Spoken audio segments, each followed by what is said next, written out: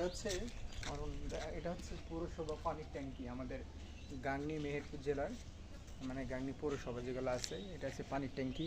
এখান থেকে সব সাপ্লাই পানি হয়। আপনার দেখেন,